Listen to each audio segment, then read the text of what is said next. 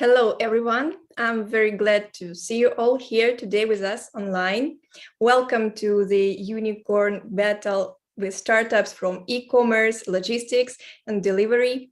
Very expected Unicorn Battle today. And thanks everyone for participation, for contributing your time. And let's have a great event today. I'm very excited to welcome here our fabulous CEO of Unicorn.Events, Anna Fedorova. Hi, Anna. Thank you, Mary, for such a wonderful introduction. And I'm surely looking forward to the event, as everyone is. Because, as Mary said, we are here for a very special event, and this is the industry we're going to explore. Welcome. You are live at the world's largest startup pitch contest.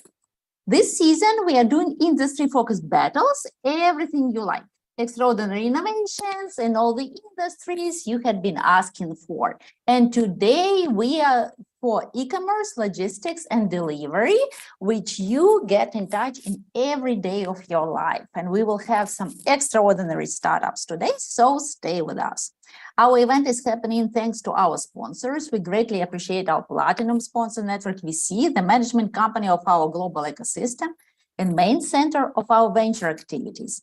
And you can explore an amazing opportunities with our venture fund, become a partner to it. So please scan the QR code and explore this opportunity.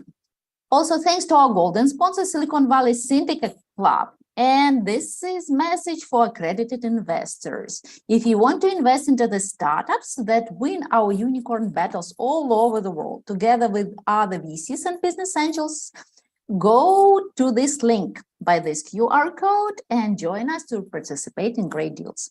Our silver sponsor gets our appreciation, that is Startup Inc., an investor onboarding and management platform to get an access to the exclusive deals worldwide. We are scanning our planet to bring you extraordinary innovations from all over the world. Only the best ones make it to the Unicorn Battle event like this. And the winners of these extraordinary unicorn battles will participate at the Unicorn Cup, which will be happening on the 1st of December. Mark the date in your calendar, because only the best after the best will be there. You cannot miss it. Unicorn.Events is an open competition where successful startups pitch for private investors, corporations, and venture funds. We are the world's largest startup pitch competition by geography and the number of the events held already. We shed a light on the best startups since 2009 and do our events on a regular basis all over the world, online and offline. So join us to see the best solutions and meet great personalities. And we are proud to be a leading a great community of prominent startups, top VCs, and business angels. We don't stand in the middle and just love when investors find great deals right here. That is why our numbers are so impressive. We only ask you to remember about us and shoot our venture fund or us a note, because we are most likely to join the deal too. Sign up to our LinkedIn and YouTube community to know who are the future unicorns. One of our unfair advantages, as you know, is a great network of our partners that do unicorn pitches with us. That is state, country, or city pitch event for local startups to give them better chances to meet top VCs from all over the world. If you're leading a startup community and we haven't been introduced yet, please contact me directly and we'll talk about it some more, and let's do business that will help your startups to succeed. We are open to explore synergies and help everyone to meet investors, meet startups, startups meet investors. So join our partners network that is covering the whole planet, from the USA to Singapore and from Australia to Canada. Welcome once again to the e-commerce, logistics, and delivery unicorn battle. And our wonderful host, Mary, who is in charge of all this, will lead you through our event and introduce you to all the participants. Mary? Thank you, Anna. And first of all, I'm always happy to greet our partners who are always with us. We are like excited about their support. It's ITK Media, Silicon Valley in your pocket, Reciprocity ROI, GSD Venture Studios, HTT Pool, ProHealth Hub, and the Accelerator with Michael Conniff. Thank you, everyone, and participants. You can go to our event page and check our wonderful partners. Should you be interested to become our partner too, please contact our team directly.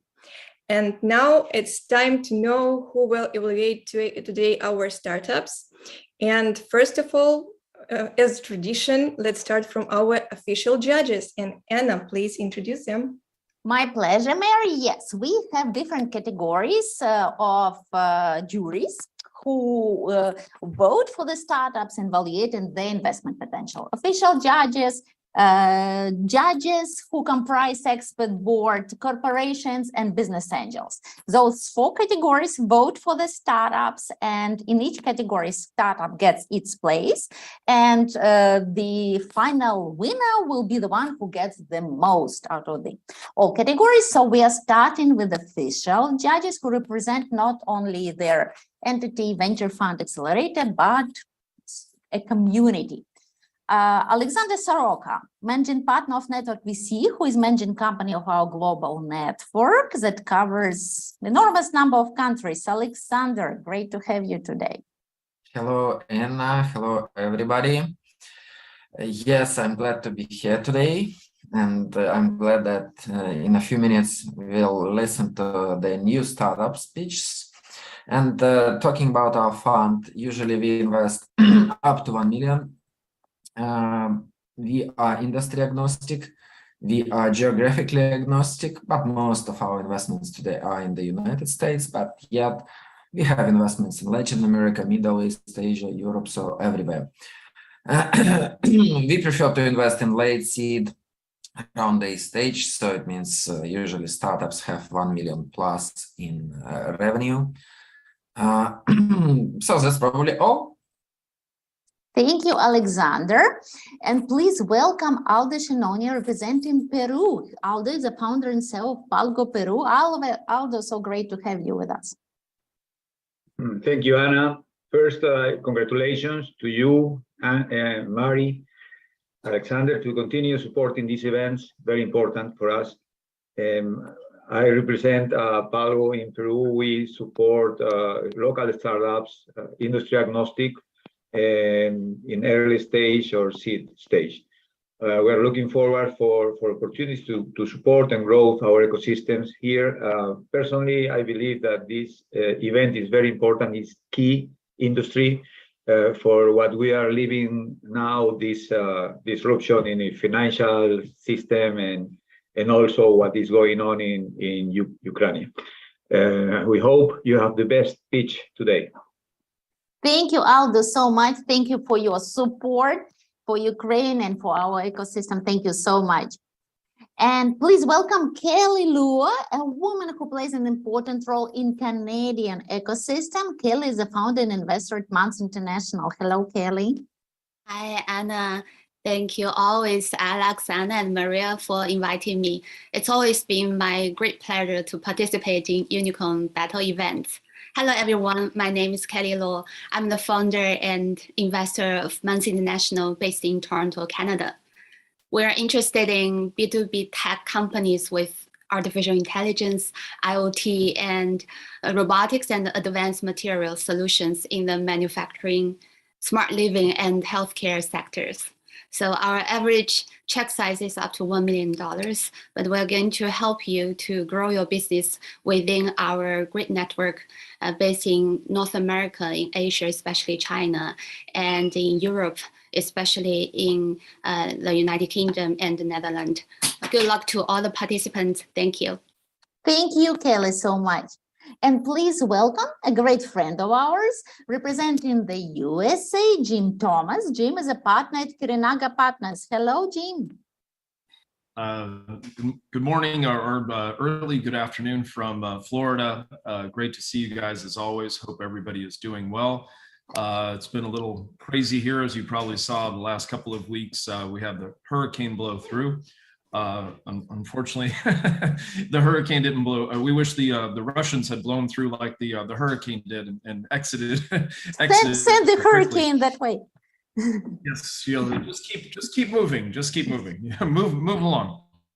I live in downtown Orlando, which is Central Florida, and even experienced some flooding on the 20th floor in downtown Orlando. So damage was spread. So it's really it's an interesting place. But what is great about Florida is it's such a great melting place for the world. Love doing work in South America. We're doing so much, seeing so many opportunities out of Europe these days, and quite a few opportunities out of Africa. So really excited. Usually invest early stage, often pre-revenue, anywhere from $500,000 to 3 to 5 million. So great to be with you guys. Great to have you, and please stay safe and out of hurricanes, Jim. And please welcome our another official judge representing Turkey, Seljuk Ergin. He's managing partner at Boza Ventures. Hello, Seljuk. Great to have you.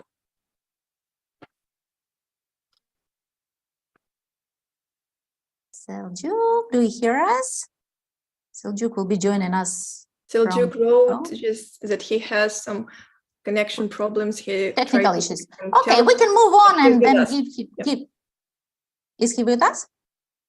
Yes, but I can see him now, but he was with us. Maybe he tries to reconnect. Yeah. So when he will go through, we'll give him a floor, and so we can move on, and you can introduce us to all other judges, and then we will come back to Seljuk when he joins us.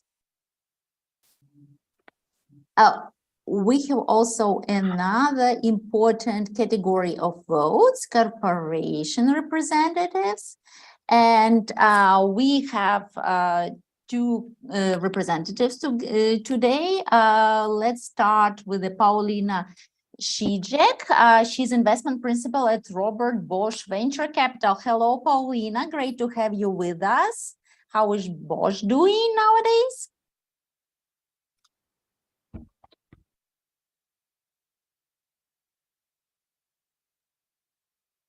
Paulina,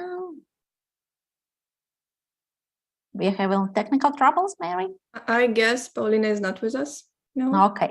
Yeah, Amit, yes. Amit. Yes. Okay. Amit, great to have you again. Amit Vagashia, he's a TikTok client partner at HTPO, wonderful company that covers lots of countries. Hello, Amit.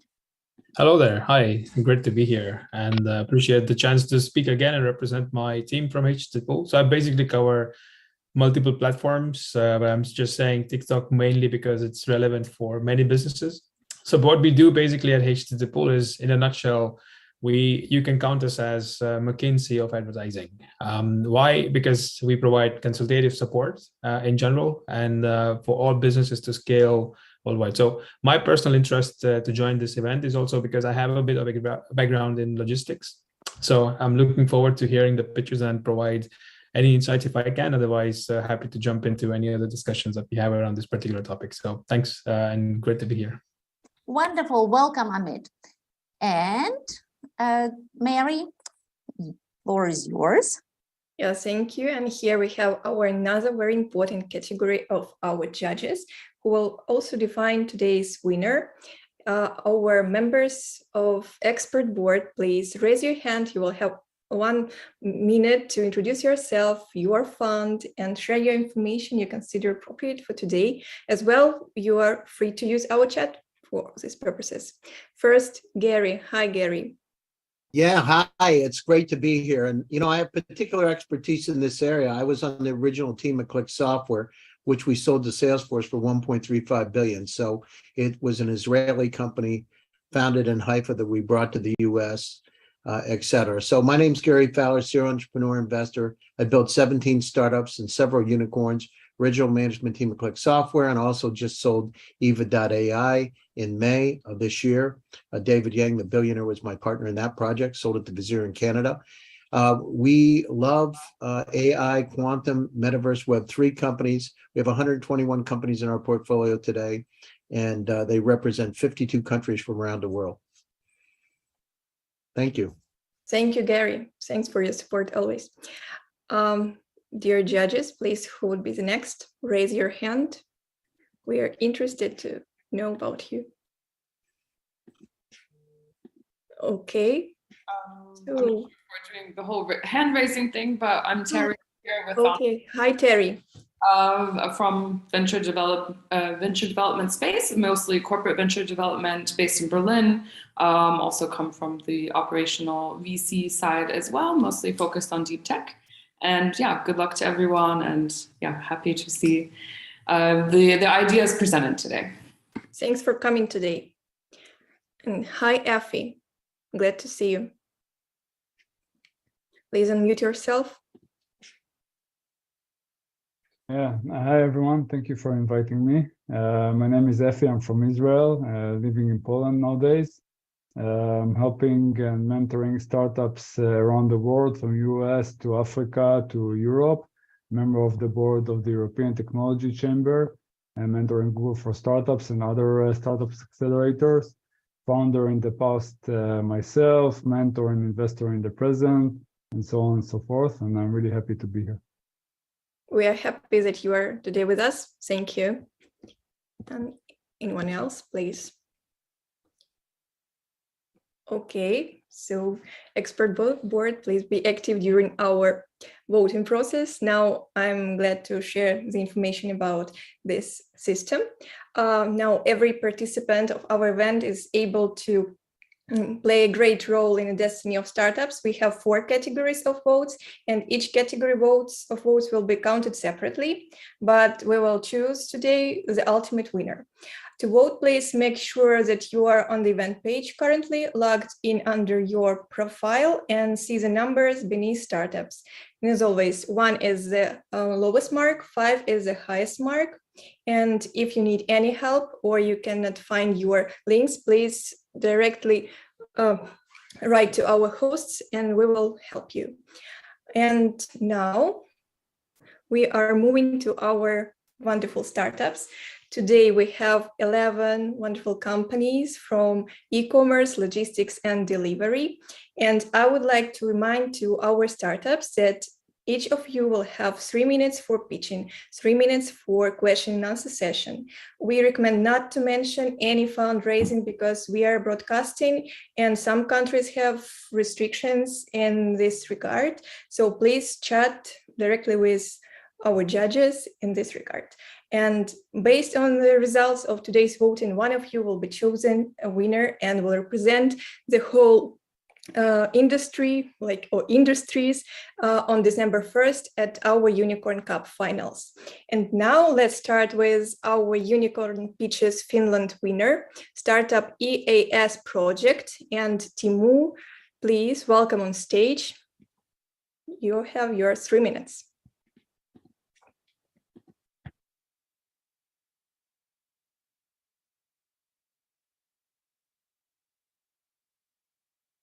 Can you hear me?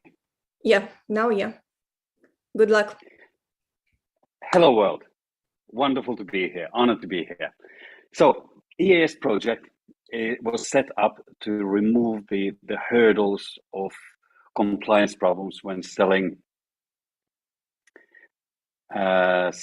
cross-border. And this is exactly what we have done. Just a second. Could you please make full screen mode? Because now sure. Yeah. Can you see this now? No, not yet. Try again. Okay. The test.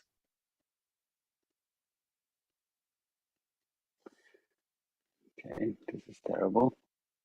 Or make screen bigger. Yeah. Please move on. Can you see this? Yes, it's better. Okay. And now it's gone again. Just a second. This worked so much better just before. Can you see this? Yes. All right. So even in e-commerce, cross-border sales is a privilege of the big ones.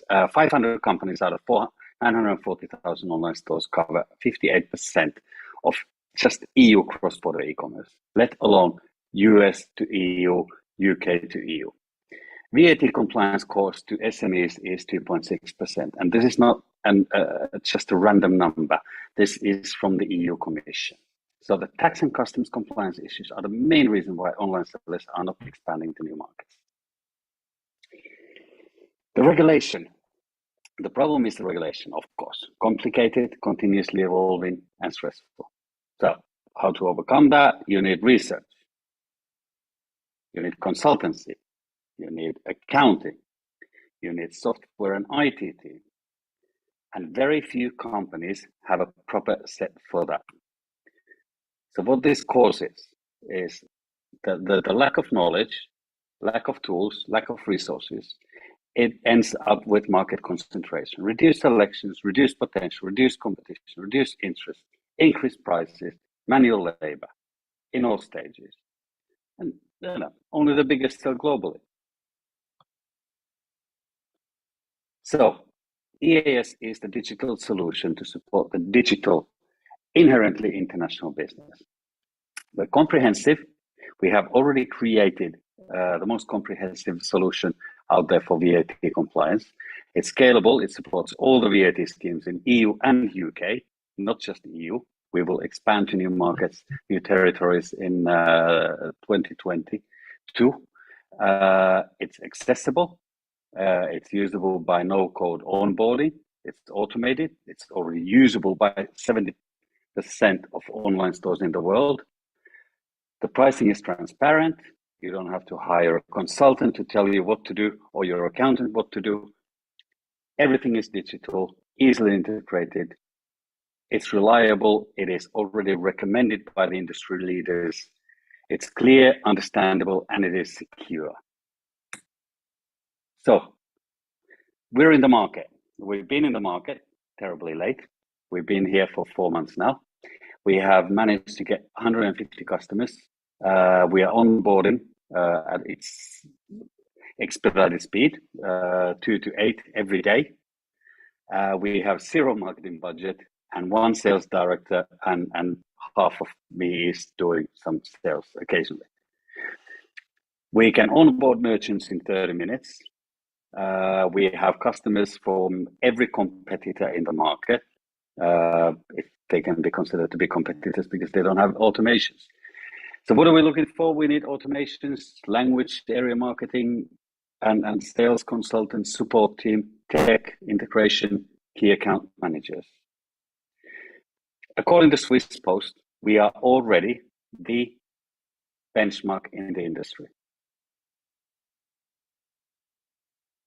That's it. Thank you, Timo, for your presentation. We have first question from Gaurav. Hi, Gaurav. Good afternoon. Hi. Hey. Are you just reducing the cost, or are you reducing the time for compliance and refund as well? We are reducing cost and time. We are both. So the average time to claim a refund under VAT is about 17 weeks, right? 17, as the EU says. How much are you reducing it by? I hear you very poorly. How much are we reducing? What is the time you are reducing by for a VAT refund or VAT filing? Well, for filing, the filing time is a separate issue. We are helping them do the cross-border. We will handle the filing. For OSS, IOSS, the VAT schemes will have, the basic VAT will have their own VAT data available in the format they require. So it will be filed still in the National Tax Administration. And one last question. EU is coming up with tax reforms, right, on VAT to make it simplified with single VAT registration and other things that they are bringing in, right, to make it more easier. How will your product survive with this transition that's coming? It's up for debate in October or November 2022, or maybe early Jan 2023. How will your product sustain or compete after the reform? We have already input the whole sales VAT relevant regulation into the back end. For the refund, for the cost side of things, This is not something we have focused on. We are purely on the sales side. Okay. Thank you. Thank you. We have another question from Alexander. Hello. Can you explain once more your product? Because I see that Gaurav understood it probably very clear, but not me. So what we do is we have put the sales VAT relevant legislation into the backend. This is usable by Shopify, WooCommerce, Magento, Wix, Squarespace applications for platforms. With this, we can provide the calculation for VAT. We provide the full regulation in relevant regulation for the VAT. We provide the reporting, and we provide the data when required for the accounting in the desired format.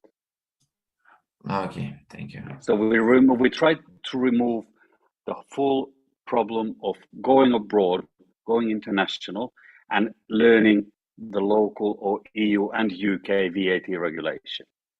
We have it all automated for the sales side. Okay, thank you. Thank you. Great, Timo. Thank you for your presentation. And we are moving to our second participant for today, startup from California, My Core Body. Mark, you have just started your presentation. Please, you have 3 minutes.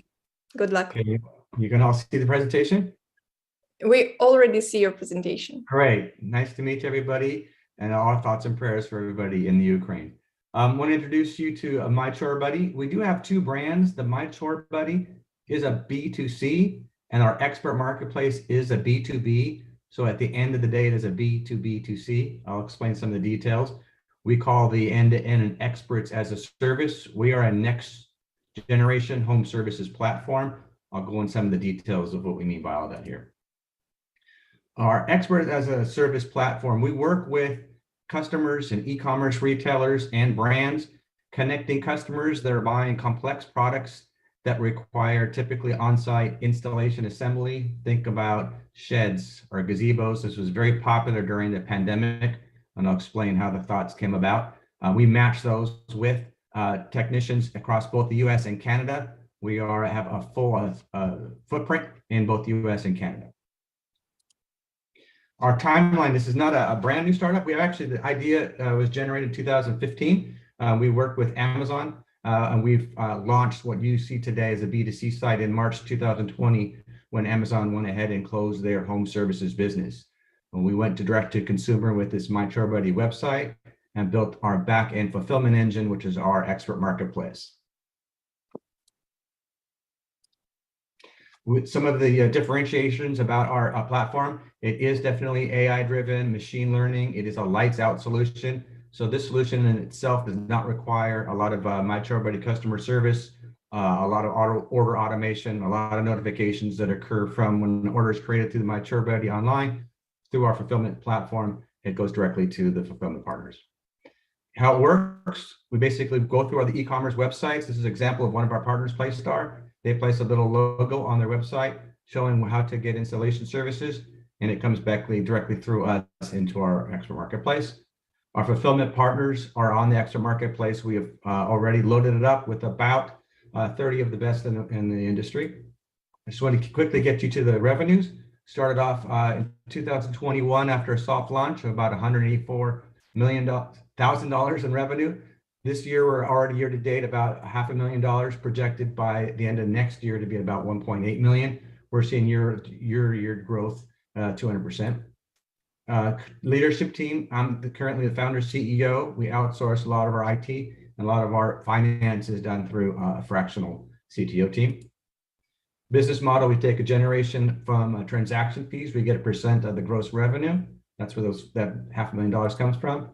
We believe that the target operating, the actual opportunity, all these logos represent companies that need these services, about $500 million.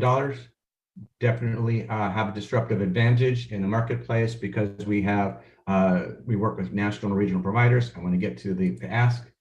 We're looking to raise money either as a safe note. We don't have any investors, currently 100% privately owned and bootstrapped. All the investment has been done through reinvestment of net profits.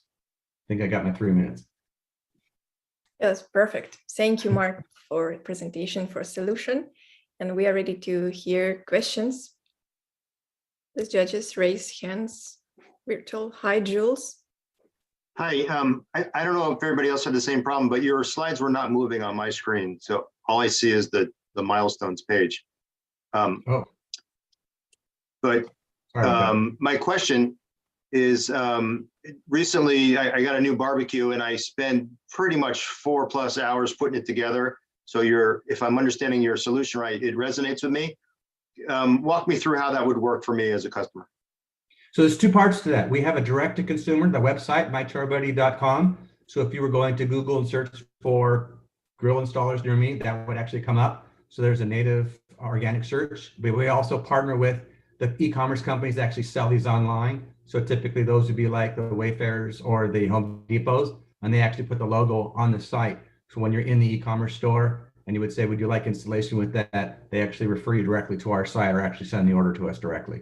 So we have actually partners. I'm actually in the Pacific Northwest today talking with one of the big box retailers today about doing this for gazebos, for example. So my question was more on the customer side. How would it work for me? So typically place an order online. It's through the mychorebuddy.com. That order gets matched in our expert marketplace, and we match you directly. It's kind of like the Airbnb or Uber model. We match you with a national provider, and you actually, from that point on, actually have direct communication with the service provider. So it's a matching service, just like, again, Airbnb or DoorDash, or it's a matching service. So do I get to choose who I use and how much does it cost? That's what I'm waiting on. Okay, so the revenue model, it's at a fixed price. So all the quotes are online through the website. A lot of those pricing came from a lot of the experience at Amazon. So for example, if a grill, let's say, would charge $125, we collect $125 from you. We take a transaction fee. We pay the national services company, let's say $100. We keep $25 as a transaction fee.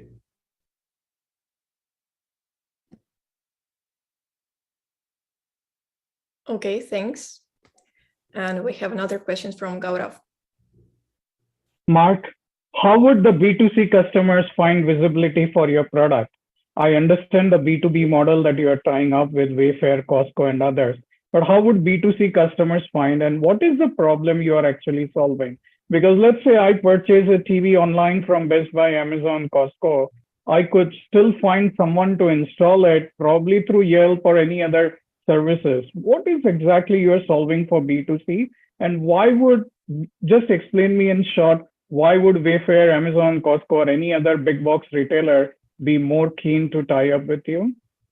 Great question. It's really actually a simple answer. So a lot of the products that we actually align to are the more complex things. So Costco is a good example. If you go to Costco, either in store or online, let's say there's a gazebo, most of those products come in a kit. It gets delivered to your house, gets put in your driveway. You have 8 boxes that weigh 700 pounds. That means you and your wife have to go get a ladder and go put this thing up over 3 days. That's probably a deterrent from you actually purchasing the product. So we actually are partnering with the retailers, either the manufacturers that make the product or the retailers, and say you can actually sell more product if you offer the installation service as a bundle. So we actually are working with, like you said, Wayfair. Hey, when you have a customer online that wants to go buy this complex product. No, but you guys are a platform, right? So if you work with Wayfair, you are not going to direct them with an installation guy in Fremont or San Francisco or San Jose or anywhere, right? You will ask them to go to the platform and pick one you like. Or are you going to give them a fixed price service that, okay, this zip code, we already have a technician here. They will go at that place at that time. It's the last one. That's right. So all of our contracts are fixed price. So we actually have a fixed price to the customer. That's already pre-negotiated. It's not an estimate, and it's not a negotiate. A lot of the other platforms have this negotiation estimate back and forth. That's not what it does. It's a fixed price up front, and those prices are pre-negotiated with the larger. We're not doing the mom and pop, the 1 or 2 guys with these tools. These are larger. If you look at our logos, we've already partnered with the largest national services companies in the US and Canada. So we've already pre-negotiated the price. So that means that's why you don't have to pick your installer, negotiate the rate. That is a differentiation in the process. We actually matched with the national provider, which provides a certified installer. So you don't have to negotiate price. You have to find a guy. It's that trust built within the system. It's kind of the beauty of the B2C to B. Thank you, Mark. Yeah. Thank you. And we have third question from Gary Fowler. Yeah, so I just actually had something with Costco done. I owned a construction tech company, so I know a little bit about it. But how do you go down through in rate? Because the person that came in and did I had a large screen TV installed, but he did a lousy job, and I felt so bad I still paid him because he brought his son with him, and it was like a movie actually. But how do you rate? How do you come up with the level of service that that person would provide? How do you rate that individual, not as the company, but the individual, to make sure the right kind of service is provided? That's a great question. So let me answer it. There's a couple parts. I talked a little bit about kind of machine learning and artificial intelligence. If you look at the way we've architected and constructed the system, we call it a meritocracy. What that means is as projects are done, we allow the customers to do ratings, but that's not the only criteria for customer service or ratings. It's also the responsiveness of the service provider. Your experience, if you're going to place this order, has to do with when did they contact you to schedule? Did they make their scheduled arrival? Did they do it in 1 day or did it take 5 days?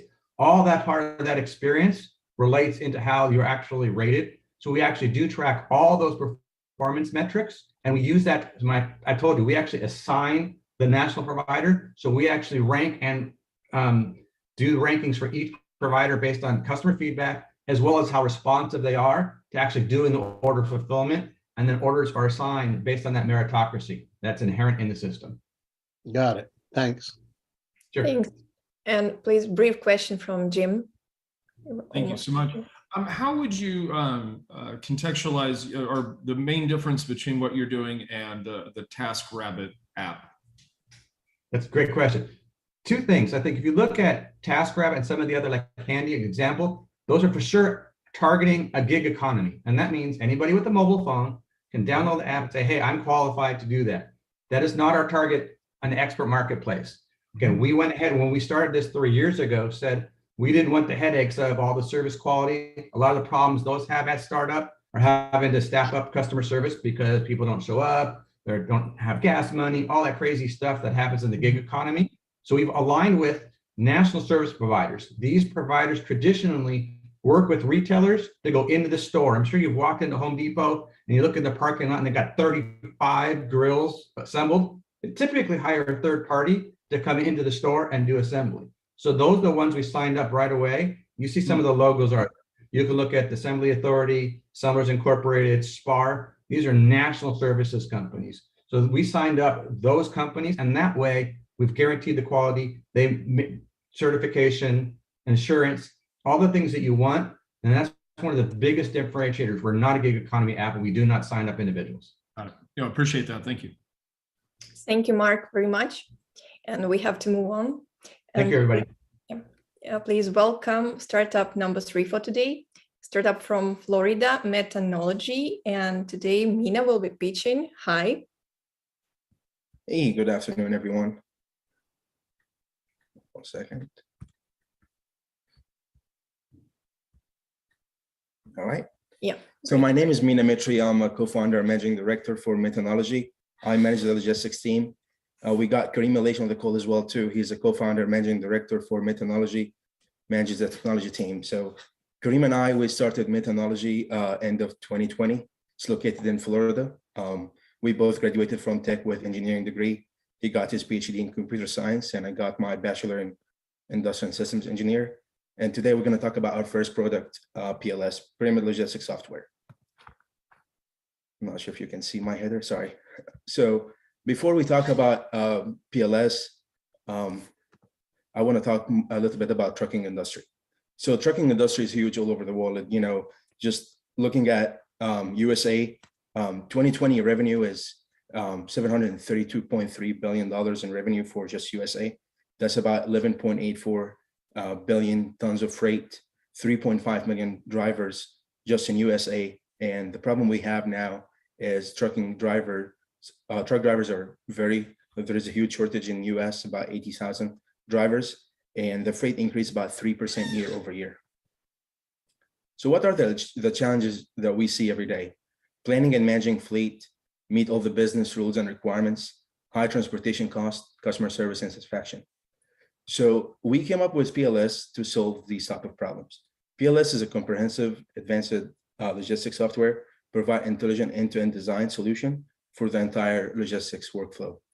Solve complex vehicle routing, planning, scheduling, optimizing problem quickly and so easy to use. And you can see the diagram on the right side goes from the DC equipment drivers and then our final design.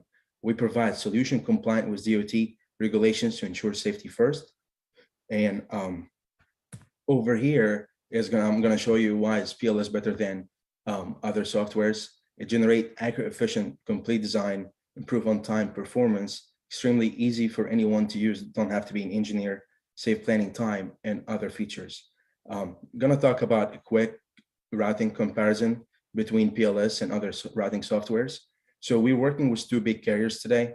All routing softwares can do route planning, scheduling, and optimizing, but we have a lot more features than any other software, and guaranteed works 100% more accurate and more efficient.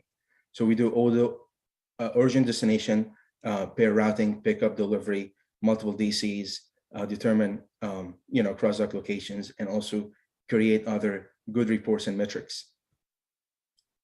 So these are part of this is here showing some of the features that we have. We have 100+ features. We just want to bring just a little bit of the feature that we have in our software, and you can see the routes can be provided by weekly, summary, even directions. We're using the trucking routing direction up to the street level. And the good thing about PLS is not only for routing, it's for any transportation industry, transit, anything that needs to go from point A to point B, PLS can do that and meet all the restriction and requirements needed. So what we have accomplished so far, we developed a complete routing software that's ready for our customer, integrated all the routing APIs, gives you including mileage for trucking, distance, street view, all the APIs needed for our software, launch the product. And as I mentioned before, we're working today with two big carriers to test our software, and we proved to them that PLS is one of the best softwares in the market today.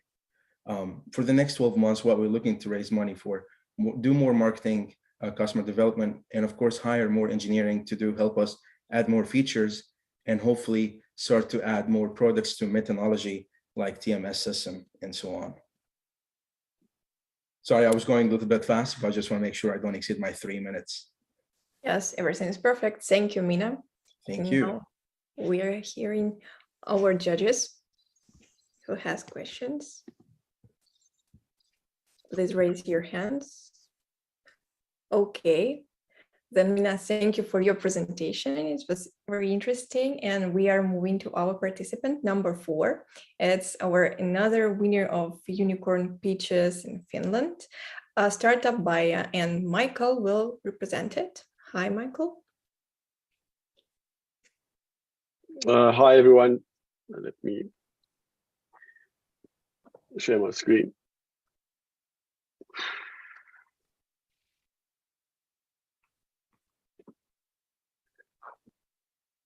Excellent. Thanks, everyone. Good evening. My name is Michael Wallace-Brown, and I'm the founder and CEO of Buy. Buy is a fintech company headquartered in Finland with operations in Bangladesh and Kenya. Our mission is to make commerce as easy and trusted as messaging a friend. Buy is a commerce network of entrepreneurs built on trust.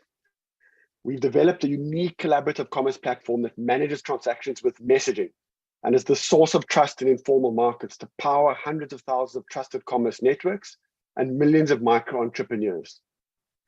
This is what an informal market looks like. I wanted to put you guys right in there, so I'll talk a bit around this. The problem here is that commerce is analog, face-to-face, with 95% of transactions cash. 60% of the world's workforce works in informal markets. In this environment, there's no record of who's paid for what. Corrupt distributors sell fake products, shady middlemen skim off profits. Who can be trusted? There is one similarity between all these small business owners and traders. They all use cash and face-to-face trusted commerce. In some markets like Kenya with M-Pesa and Bangladesh with bKash, trust text-based mobile money services dominate the markets. The rest is cash. Our platform, Buynet, is designed to solve these problems with these highly successful user experiences in mind. Buynet is a lightweight, flexible, and most importantly, cost-efficient platform that notarizes distributed commerce relationships and transactions within networks of trusted peer agents using a message-based transaction platform built to scale over the top of centralized bank and telco ecosystems by leveraging the messaging revolution of WhatsApp, Telegram, Signal, and Facebook Messenger. Essentially buys the Visa MasterCard network built from the ground up for informal markets. And this is an enormous $19 trillion opportunity. Here's a simple example of how Buynet commerce messaging works for last mile delivery trader. He receives an invite to join the Buy network from a distributor who knows and trusts him. He signs up and passes KYC, joins Buynet and the trusted messaging group. The entrepreneur can now receive orders to pick up and deliver packages. He can notarize cash payments. He can build trust so that he can get access to credit and financial services. For corporates, Buy is the source of trust, connecting them to entrepreneurs in informal markets. Corporates are then able to incentivize and reward entrepreneurs based on their performance and sales. Our goal is to fundamentally disrupt the way the world manages commerce with messaging. Buy is free for small traders. We charge corporates a subscription fee of 1.5% of gross revenue to access the network of agents. We're scaling with large corporate customers. In Africa, we are partnering with Standard Bank, the largest bank in Africa in 20 countries. In Bangladesh, with our customer Jitta Bangladesh, has 40,000 retailers and 30 million consumers. We've also just signed, and this is hot off the press, a global partnership with KaiOS to embed Buynet into the operating system. KaiOS is the fastest growing operating system and is used currently by 200 million feature phones and devices around the world. To do this, we have got together a committed and diverse global team with a track record of startup success. I've left out the numbers, but we're aiming to get to 200K MRR within 12 months. And we look forward to providing you more details on request. Thank you. Thank you, Michael, for presentation. And please, judges, your questions now. Okay, no questions again. Okay, then Michael. I have a question. I didn't raise my hand, sorry. So it definitely solves a lot of issues, but how are you acquiring then? Like it's a purely B2B. So can you just highlight what your next steps will be in acquiring the next stages of, let's say, the clients who will use the product and which countries you are looking for? So look, it's B2B and we're very much focused on that, the initial phases. And once we get to scale, it will go to B2C. But look, if you're partnering with Standard Bank, for example, okay, this is a very large bank, a 10 billion market cap, that's got relationships with large corporates. So corporates are the entry point into the market. They've got the products and the agent networks. So we are already doing that and working with very large corporates like Nestle, Unilever, and those kinds of companies, as well as then to look at key partnerships. For example, I mentioned KaiOS. I mean, that's huge. That's 200 million users, okay? And of course, then the messaging platforms. This is ubiquitous, okay? And there's a revolution in messaging going on. So basically, this is instantly available if you use WhatsApp, Telegram, or a messaging platform. So it's a distributed network. It's and essentially also, partnering with a Visa or MasterCard is what we can do also to bridge the gap between formal and informal. So super simple to scale. So as I understand, you're looking more for the emerging markets first to acquire bank, let's say, corporate level partnerships. And okay, so what next geos are looking for? Because you said you launched in Bangladesh, and which other markets? In Kenya, so that's in Africa. Okay, Kenya, so Standard Bank, largest bank in Africa, already one of our investors. Okay, we look to roll out across 20 markets in Africa. But step by step. We're also live in Nigeria. Okay, with a strong partner there. Indonesia's on the cards. If you look at KaiOS, the big investor there is Reliance Retail, which opens up India to us. So they've got 100 million users. So we're really at a tipping point to scale right now, significantly. And it's messaging. You know how messaging scales. Right. Thank you. Thank you. And we have second question from Nathan. Hi. One sec. Hi. Thanks for that presentation. It was excellent.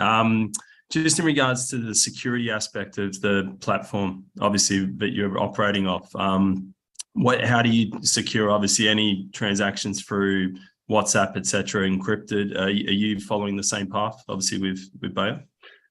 Look, our backend sits in the cloud. It's all in Google Cloud, okay, to scale. That's important. The messaging interface is just that. It's just a messaging interface. That's it. So whether it's Telegram, whether it's WhatsApp, whether it's Facebook Messenger, USSD, or even SMS, it's a messaging interface that's key. We actually really like Telegram for a lot of reasons. It's a very developer user-friendly. But the key thing here is that it's open source. So I want you guys to think of the vision of, you can take this open source code and you can create commerce clients, messaging clients, okay, that sits on top of the infrastructure, which a bank can white label. And now you can start acquiring merchants and issuing virtual cards, for example, that's giving a view of the future. So right now there's a revolution going on. It's messaging first with application embedded into the messaging client. This is key. It's happening. So excellent. I hope that explains it. Yeah, it does. Thank you. Thank you, Michael. Great presentation. Good luck to you. And now we are moving to our fifth participant.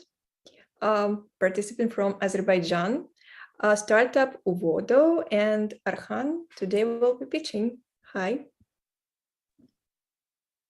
Hi, everyone. My name is Orkan, and our startup is Uvodo. After a successful exit together with my co-founders, we have decided to reinvest to our new company, and we haven't bought any Ferraris yet. So our company is Uvodo, and it's an e-commerce platform for online sellers. Briefly, the online sellers are like they're tired because of the SaaS e-commerce platforms charges. And also they don't allow customizations and they take a lot of commissions while the businesses are in growth stage. Solutions here we provide with Uvodo is a source available e-commerce platform for a one-time fee that enables full customization.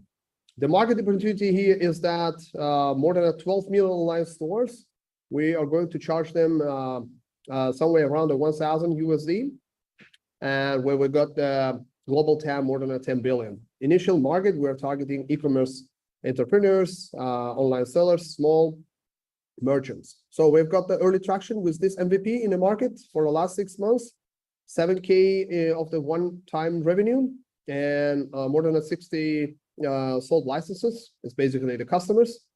And we have grew a community of members over the 300. Basically, they are the players in the ecosystem. And yeah, so the problem is that commissions and recurring fees of the SaaS e-commerce platforms are major concern for online business owners, especially when the business are in growth stage. And the SaaS e-commerce platforms don't allow customization because they are not sharing the source code of the platform. And the solution is that fully customizable e-commerce platform for online sellers with a one-time fee. This is just the beginning of the story. Basically, Uvodo is a plug-and-play platform for online sellers, e-commerce developers, and web development agencies.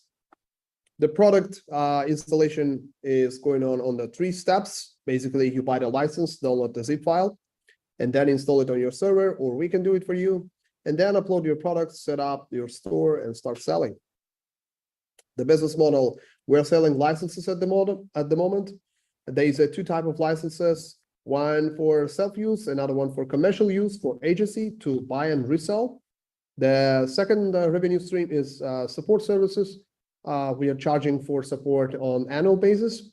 The third one is a Uvodo store where we are selling the plugins, templates. And the 4, which is not here, we are building the Uvodo Cloud. It's going to be cloud managed by the Uvodo, and it's going to be a SaaS. Basically, the customer is going to pay for the cloud infrastructure. So we've got the early traction. We're growing 20% or above month over month. The scale is very small, but for the last 6 months, this is what we have got. And 60 plus customers, top by the waterfall is the US, India, Canada, and then Euro countries coming. So we've got more than 150 requests and community over 300 people. So we have just released the second version after the MVP stage, and we believe that we can scale even faster with that version. So the go-to-market strategy for us is to target the e-commerce solopreneurs at first stage, who is doing the less than 100K per year. We are selling from the marketplaces like Envato, Code Canyon, and launching the AppSumo campaign soon. Then we're going to go to the e-commerce agencies and SMBs through the DigitalOcean, AWS integrations. And then by the time we'll target the enterprises with the direct sales and sales team. Market size, more than 10 billion from the 12 million online stores charging around the 1,000 USD over the time. And 50% of them are on the SaaS platforms. And we are targeting only 1% for the next couple of years. But we do see a great potential to unlock 20% of the market for the next 7-8 years. Competition is tough. Yeah, it's hard to compete here because the players are very big and mature, like WooCommerce, Shopify, Wix, BigCommerce, Magento, PrestaShop, and others. Like there's 100 of them. But the few benefits that our customers are getting by using the UWorld is that no recurring fees and commissions there, endless customization options, where we are putting the API at the first stage for making integrations, and account technical support. So some of them at some points are missing in our competition on the competitor side. So team, all of this will be possible without a great team. So we have a one exit. We have built and sold many projects, and the next sale was our previous project that we have sold last year. And yeah, there's 9 full-time and 2 part-time members at the moment. We are operating from a back office in Azerbaijan, but we are international and diverse as we are. We have freelance employees as well from different countries in Europe. So we have many experience on our expertise, and we believe we can do great things in the UWorld. Thank you. God bless you. Thank you, Arhan. Thanks for this wonderful product. And now we are ready to hear the questions from judges. Please push the button, raise hand. Alexander, please. I have just probably one question. Why have you decided that one-time payment is a better solution? Because usually software as a services companies just like to use it because you can pay just a very small amount of money in the beginning, and so you don't need to spend a lot. This is a great question. We don't have any other choice to beat the competition because there's a lot of platforms who is going with that way. We are going with the early stage model of the BigCommerce platform, or the very known method of the Gillette lasers and blades. We are selling the e-commerce platform for a very cheap price for a one time, and then they will come to buy the blades recurringly, we believe. So does it mean that your main advantage is the price? Not at all. It's just accessibility for the customers to get and onboard an easy launch. This is the case with the UWorld. And the second one is the customization, because many of those platforms don't have the APIs to integrate any of the third-party technologies. And also customization on the backend, like for the store admin and the storefront headless as well, because it's very expensive in the platforms, which is known like Shopify or Magento. It's a very, very expensive stuff. Okay, thank you. Thank you. We have a question from Gaurav. Can you tell me a bit more when you say API customization, right? You know, Wix, Shopify, and others. I have an e-commerce website hosted on Wix. I couldn't see through the presentation any striking feature that you would offer which others are not, right? The majority of the APIs that you need are being offered by them. When you say customization, what more can you do? When I say customization, I mean the customization of the backend admin panel of the e-commerce owner. Basically, with UWorld, you can do anything. You can run multiple countries. in multiple warehouses by the headless solution with very high speed and different currencies, which is very expensive in these platforms, in the competitor platforms. And to further from Alex's question, right? When you charge one-time fee, how are you going to sustain the growth, revenues, and profits? Does not mean that SaaS business is the only way out. There can be new revenue models here. The costs these days are dropping down, but what is your path to profitability and growth? Thank you. Yeah. Here we have an idea to grow with the SaaS model of the support. So basically, whoever are going to get support, they should be on the subscription for our support and account team. The second revenue stream is going to come from the plugins that are going to be made by our team, which is also going to be a SaaS. Like there's some plugins like email marketing tool or SMS marketing tools, which is very, very crucial for running the e-commerce business. They are on the SaaS base. The third one is you got a cloud. So our main idea here is to build the core solutions and then move to the cloud. So basically to provide the source available project for e-commerce owners from the cloud by not paying subscriptions to the software, but only for infrastructure. Thank you. Thank you, Arhan. Thank you for the presentation. It was Startup Yuvado, and we are moving to another Californian startup, Vedily. And Ryan, hi, please, stage is yours. Hi, everyone. Great to be here. My name is Ryan Gillet. I'm the CEO and founder of Vedily. I'm a twice exited founder and investor. And in 2016, I was exiting out of a previous venture, which was a $65 million real estate fund that I started 3 years prior with about $100,000 for personal investment. And I was looking around for other investment opportunities, and I happened to acquire an operating company in the wedding and events industry. I spent the last several years building that company, several $1 million of revenue, large, loyal social following, company's worth about 10 times what we paid for it today. And through that process, I became an expert in the domain and problem of wedding planning and wedding booking. Now, simply put, wedding planning is hell. The average engaged American couple spends 11 months and over 1,000 hours in active planning. And venue selection is the #1 most time-consuming and tedious part of that process. Now, the reason it's so hard, of course, is because weddings are complicated, right? There are hundreds of variables and dozens of interdependencies that all need to be quantified and understood in order to make an informed purchase decision. And the venues and the suppliers themselves, they don't have the capability to communicate that nuance to the customer. And so most of this data ends up sitting today inside PDFs at the property level. And even if they could communicate it, they're just one piece out of the total equation.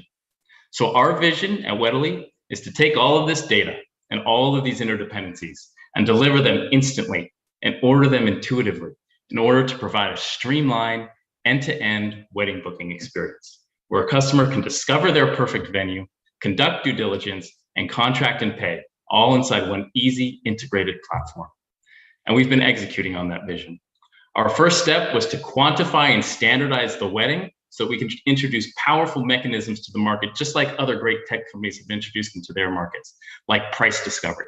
That simple ability to say, hey, I'm interested in this product. What does it cost?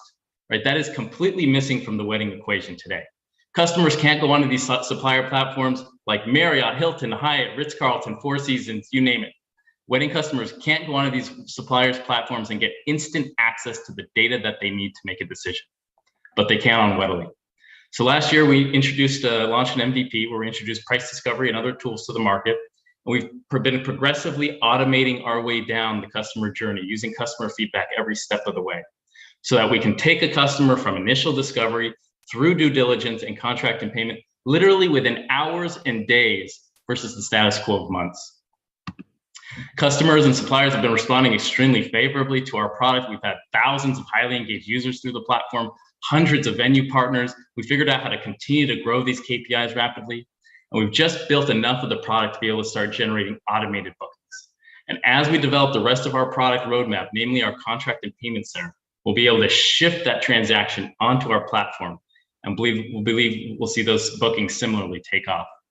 Now, pursuing this vision also allows us to capitalize on the wedding financing opportunity, which is in and of itself a massive blue ocean opportunity. Less than 20% of the weddings in the US are financed today. We believe that number should be closer to 60 to 70%. And the only reason it's not is because of the lack of integration in the market. It goes without saying that this is a massive industry, 40 million weddings worldwide, over 1 million wedding venues. We think it's great to be part of such a huge market. For us, we're focused on our obtainable stretch goal. We think we can go from 600 to 700 venues on the platform today to 5,000 venues at an average of 10 bookings per venue per year at an average fee to Weddily of $4,000 per booking, which gets us to a $200 million revenue goal. But once we get to that point, we believe that's critical mass and allows us to capture much more additional market share from there. That's my time. Thank you very much and look forward to fielding questions. Thank you very much, Ryan. Great presentation. And please, questions.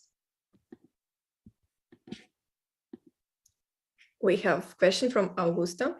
Hi, great to see you. Hello. I got married in the beginning of this year, so I had this problem. And we hired here a professional. I don't know the name of the professional, but helped us with all of these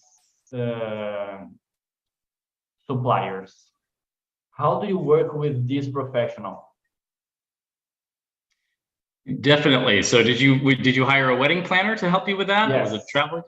Yeah, exactly. So that kind of speaks to the big opportunity in the space today. See, the only segment of business or individuals that are actually going after this revenue segment that we're focused on are human travel agents and human planners.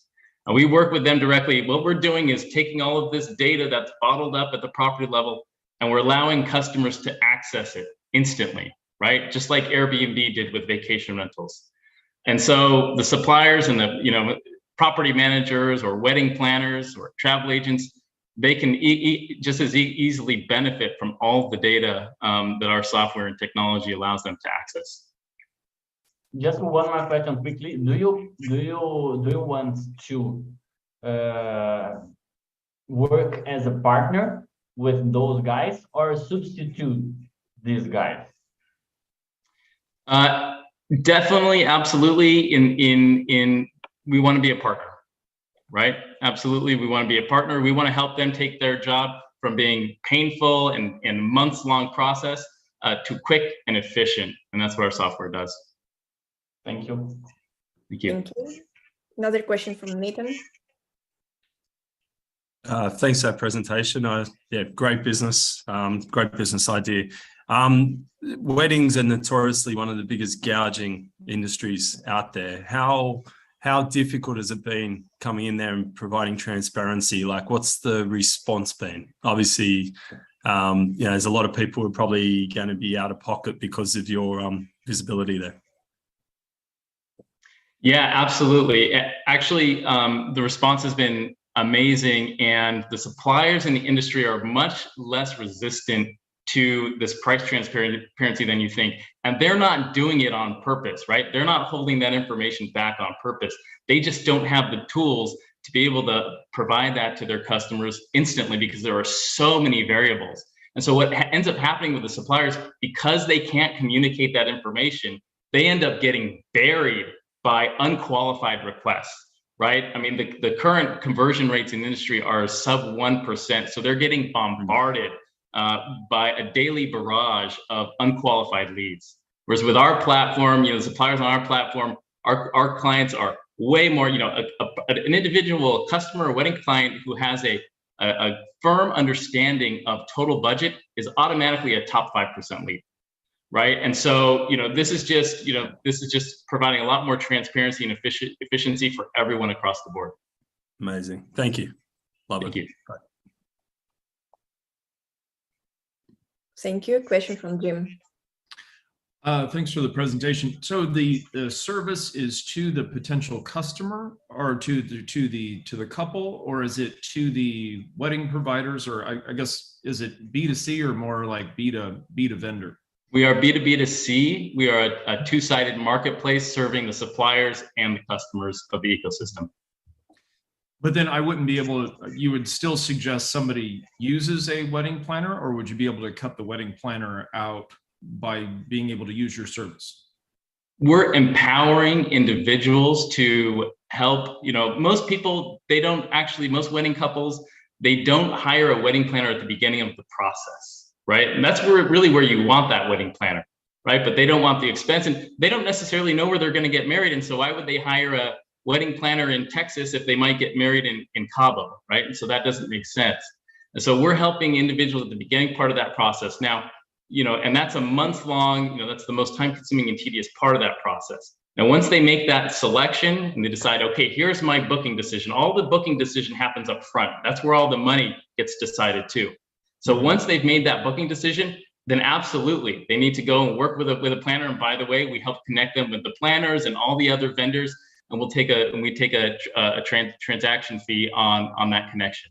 And they will help execute the rest of the event. Got it. Thank you. Thank you. Thank you, Ryan, for the presentation. Good luck to you. And now we are moving to our participant number 7, Startup Dresses, our Unicorn Pitches winner from United Arab Emirates. And please meet Vladimir.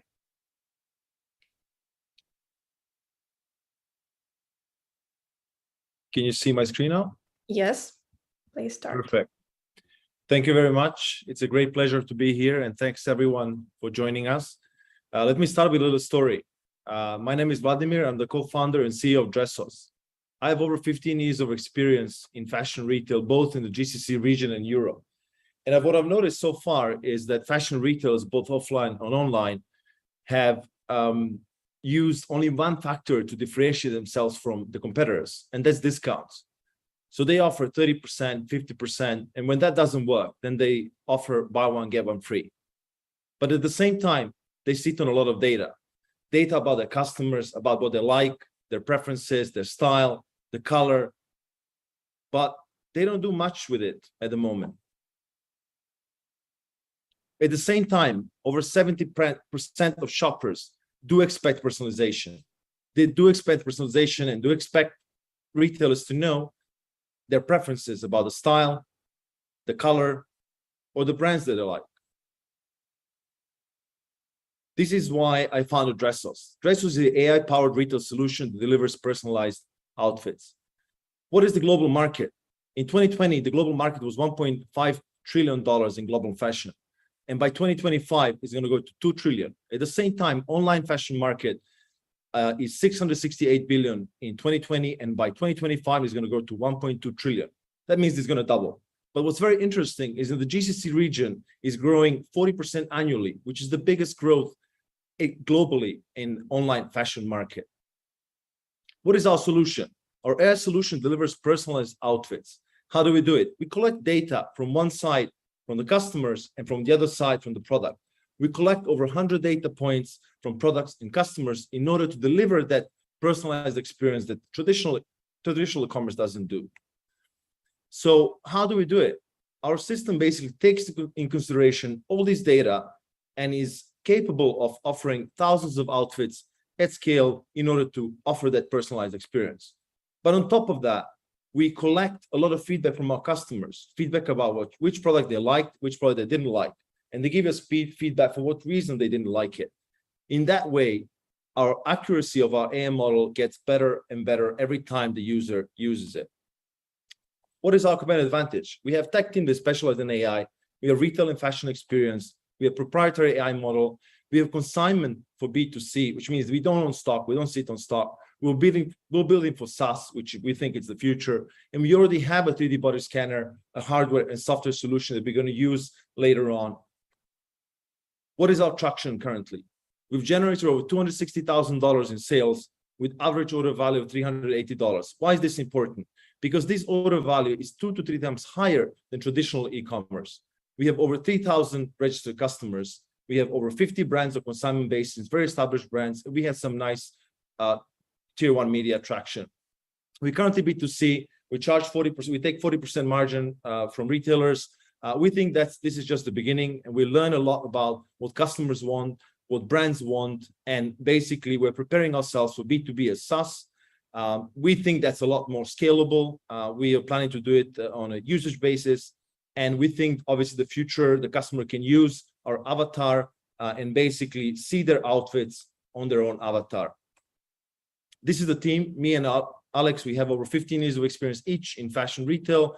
Katerina, Victoria, and Sergey are part of our tech team, and they have built a lot of AI solutions across the globe. They work with big companies across the globe, as I said, from Japan, US, and Europe.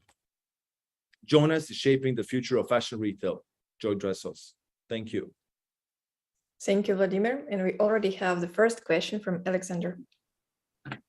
Hello. You did not tell anything about the competition, as I know there are a lot of such kind of companies. Can you just compare as an example with 3D Look?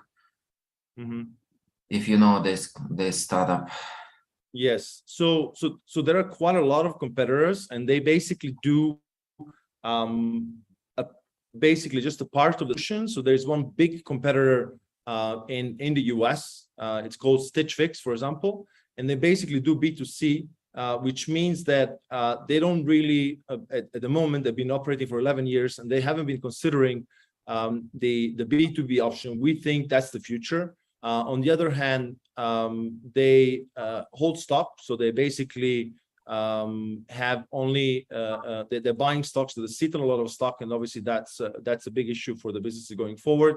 And none of these actually companies do B2B and deliver actual product and use the data points that we're using currently. So we use over 100 data points. When you talk about 3D Look, we use over 100 data points, both from customers and product, in order to deliver the actual outfits. So we don't just consider the visual aspect of it. We also consider the different data points when it comes to product and customer data. So we adjust our algorithms every time we basically approach our customers. Every time the customer wants to use our service, we adjust the questionnaire. So we ask additional questions every time the customer uses it. For example, if the customer lost the weight or gained weight, or if the customer changed the address or any sorts of thing like that. So we think we cover a lot wider a solution, and there are a lot of companies that do individual things, but not as a complete solution for retailers. In fact, 3D Look has B2B business model. But okay, yeah, thank you for your answer. Thank you. Thank you, Vladimir, for the presentation. And let's move to our Alexander. Maria, maybe if there is no other question and we still have time. Oh, yeah. Can you tell about your data collection? Data points. You said you just how the process works. How do you get So basically how the process works is, I said, we are currently B2C, so we're collecting a lot of data.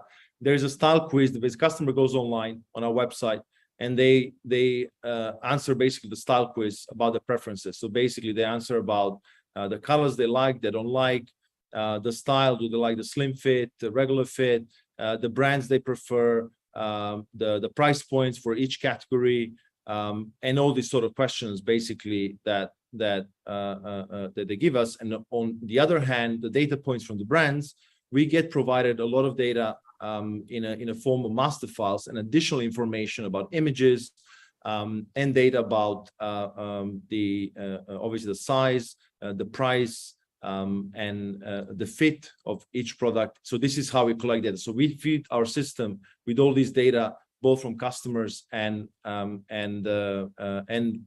customers and the suppliers. But on the other hand, we also get a feedback from our customers, where because our model is try before you buy. So they finish the quiz, we send them the box, they receive the box, they try the outfits on, and basically they give us the feedback on the stuff they didn't like. And they tell us that's also additional data points that we're collecting.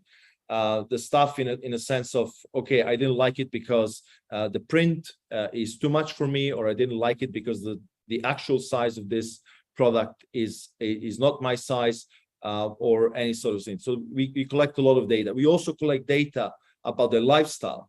We collect data about what they do, where they work, where they go out, what are their lifestyle preferences. These are sort of data we collect, and we feed that all in our system in order to customize obviously the solution and to have the basically personalized outfit sent to them. Okay, thank you very much. Thank you. Thank you very much, Vladimir. Thank you. We are going forward for the participant from Germany, startup Honest and Rare, and Yasha. Hi. Hi, everybody. Hi, Maria. Thank you. Yes. All right. Thanks again. Hi, everybody. My name is Yasha, speaking to you from Berlin. And Honest and Rare is the online marketplace for unique beverages. We enable customers to find and buy unique specialty drinks you wouldn't be able to find in your local supermarket around the corner. This is the total number of beverage producers just for Germany. I repeat, only for Germany.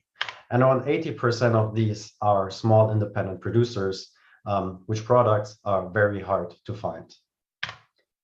Usually their problem is distribution. Small producers have great products, but they often lack marketing knowledge or the big money to reach a big audience. So you get their product only in their local areas or randomly in a very few stores here and there. On the other side, more and more customers actually want these high quality specialty drinks instead of the standard mass products from the supermarket. But it's impossible for customers in a fragmented market to overlook the market and to easily access a wide range of alternatives. The solution is one marketplace to connect providers and customers. We create a platform so that all of these products can become visible on the internet. On the other hand, all customers can find exactly what they like, learn about the producers, get inspired, and try great products. So our sellers ship products directly to customers. We have no warehouse, no distribution.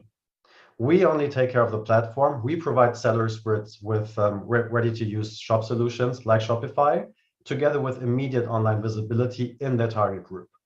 We are triple diversified with one product. We take a commission of every transaction over the platform. We sell seller services to our vendors, and we sell tasting boxes to companies for their team events, company celebrations, and so on. We launched almost 2 years ago. Today, we are selling 3,500 products on our platform.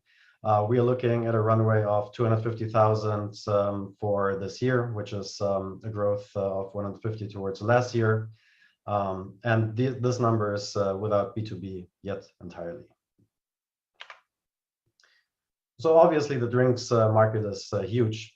The best thing is that together with vegan products, online shopping of food and drinks is the fastest growing product group online. This number is for Germany. We're doing all that with a great team of marketing specialists, engineers, drink geeks like myself. And you can also see here our CTO, Alex, with experiences in marketplaces, is what I meant to say.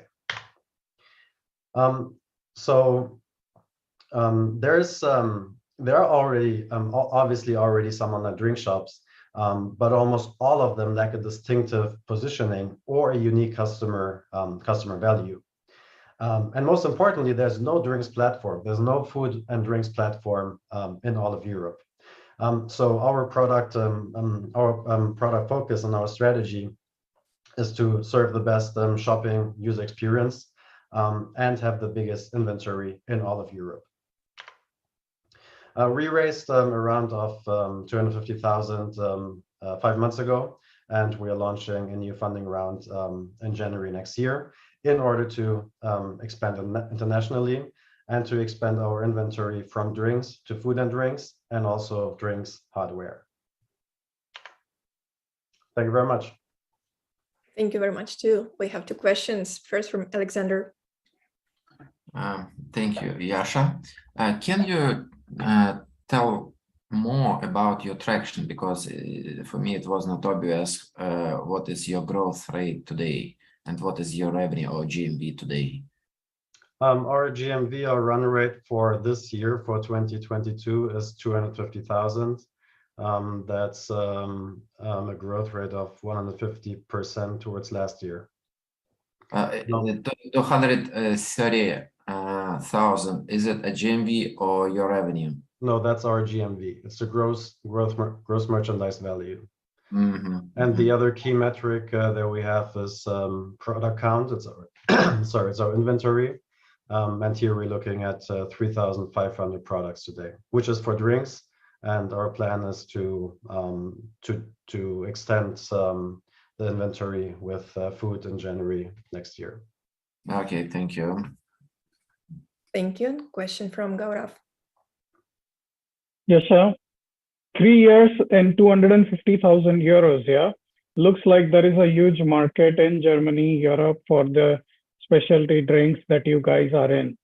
What was the limiting factor in these last 3 years? Was it the visibility of your company and the business, customers, or bringing vendors on board? Why did it take 3 years just to get, and this 250,000 euros is GMV, right? It's not even the revenue. So what took so long? It's our second year. It's not 3 years. And we were bootstrapping in the beginning. So we started, I started as a solo founder, added my CTO while after. And we are, it's also a growing market. So it's not only that we are growing organically, it's also the market that is growing.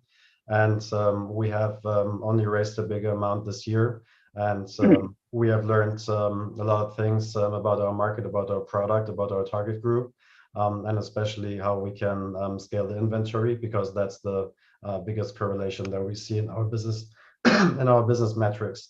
I mean, it's very usual for marketplaces. The more inventory you have, the more sales you have. So looks like, you know, it's not that difficult to bring vendors on board, right? The companies that are providing the specialty products is in plenty, as I could see in one of the slides. How are you going to reach out to the customers now that you raised a little bit of money in May? You are looking to raise a bit more. How are you going to create the traction? Looks like now you need to bring customers on board that are going to explore these products. So what's the strategy towards growth? It's you're right to say that it's rather easy to onboard new vendors and products. What we do is we have a high focus on the product data. So usually if you would connect yourself to, I don't know, plenty markets or so and just import all the products, we cannot do that because we read out the text, the product description, and we take out the snippets that are important for the customer to know to make the purchase decision. That's, for example, tasting notes. It's about where the product comes from, like which region, it's alcohol, it's the smell of the product, and so on. We do that in order to have a higher shopping quality, because, you know, in e-commerce, people don't read the text. I would be very surprised if people actually spend minutes to read a text in order to make an educated decision about the purchase. So we have a high focus here, and in my opinion, this pays out business-wise. Regarding customers, since we bootstrapped in the beginning with very little money, we were always focused on organic search. So we have a very optimized website for search engines. We have a significant amount of traffic and sales coming through that channel. We use the money for marketing ads. So with the immediate money that we have is going into social commerce and Google Ads mostly, and to bring down the CPA. And also the beauty of our market is that there are already many bloggers, many influencers about drinks, about food. So we also have a growing channel of affiliate marketing, because what many of these... Sorry, thank you. We are out of time. We have 3 participants to go. Oh, sorry. Sure. Continue in a chat. Sure. Thank you for presentation. Thank you. And we are moving to the United Kingdom and the participant startup ETEU. And please, Edward, stage is yours. Thank you.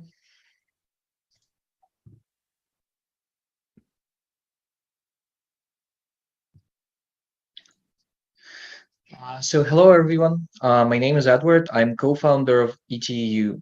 We're digitalizing the bill of lading, the document of title in international shipment. In over 98% of cross-border shipment, the document, which represents right of ownership to the cargo, is still issued in the paper format and exchanged between members of the supply chain using express courier post such as DHL. It costs on average $100 just on the courier delivery of the document between members of the supply chain for every shipment. It takes on average over 8 working hours per shipment to mail this document, as well as to validate originality of the bill of lading at any given point during the shipment, because the handover of the bill of lading triggers all of the key processes involved in the international trade deal, such as release of funds from escrow, trade finance origination, cargo insurance, etc. So companies involved in the process have to make sure that they have the only existing original document in their hand. And 1 out of 10 shipments are delayed due to either late delivery of the bill of lading to the port of destination, which delays release of the cargo, or mistakes in the bill of lading, which drive up administrative expenses even more. According to the World Bank, inefficiencies related to the paper-based nature of this core document cost exporters and importers around the world more than $200 billion in administrative overheads every year.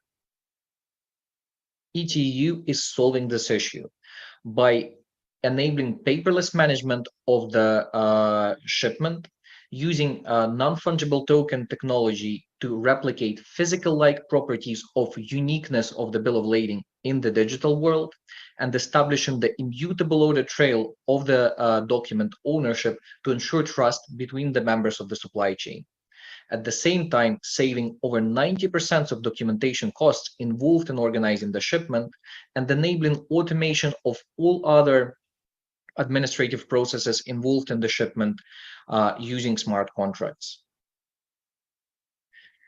Alternative solutions which currently exist on the market are expensive and require complicated on-premises implementation, such as hosting of your own blockchain nodes on-premise, which takes weeks or months to implement and costs a lot of money, which limits the adoption of those solutions only to the large businesses with huge technical expertise and budget, with majority of the market still using paper documentation. ETEU is a first blockchain-based trade documentation platform which can be implemented in minutes, not weeks or months, and we are 5 to 50 times cheaper than current state of art.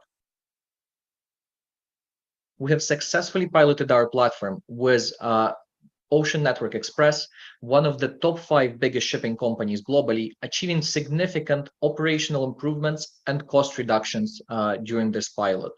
We have a number of other successful pilots with major shipping and logistics companies around the world, where we achieve comparable results as well. The market we're targeting is huge. Document courier alone costs more than $14 billion a year. However, we believe that the market opportunity is much bigger.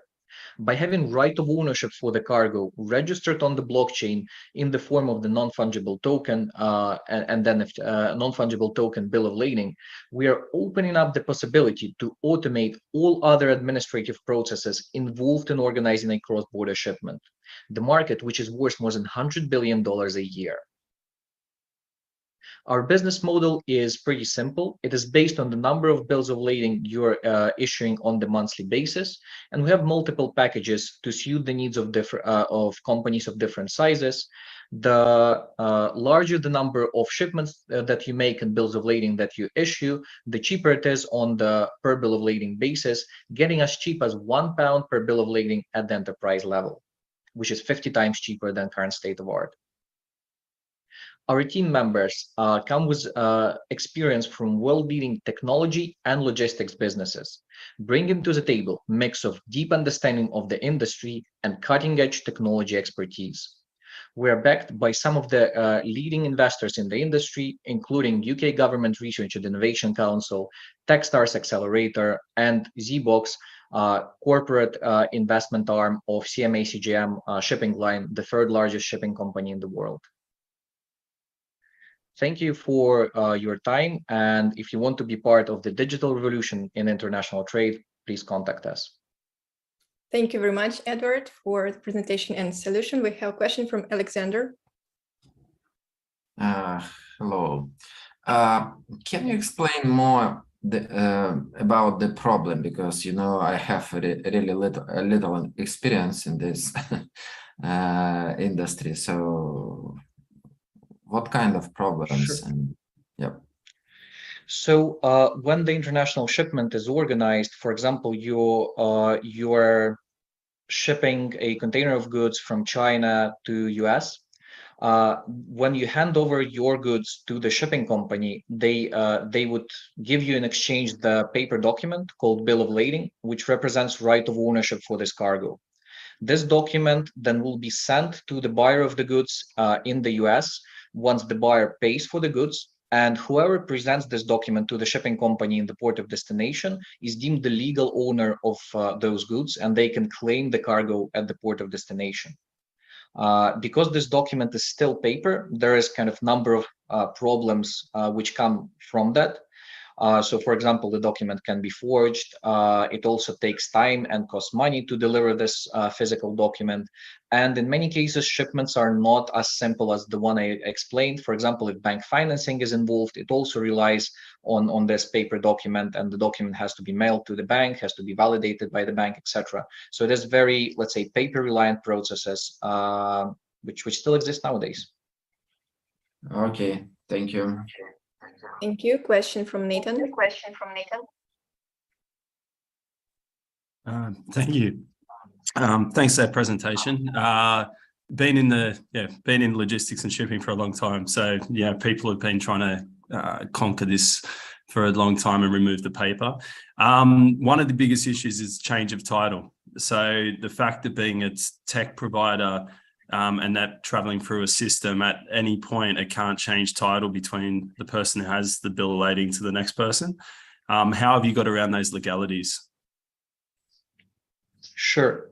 So on the technical side, the way we kind of represent like the physical change of title, which happens when you mail the bill of lading from one party to another, the bill of lading on our platform is issued as a non-fungible token on the public blockchain network and exchanged between members of the supply chain as an NFT.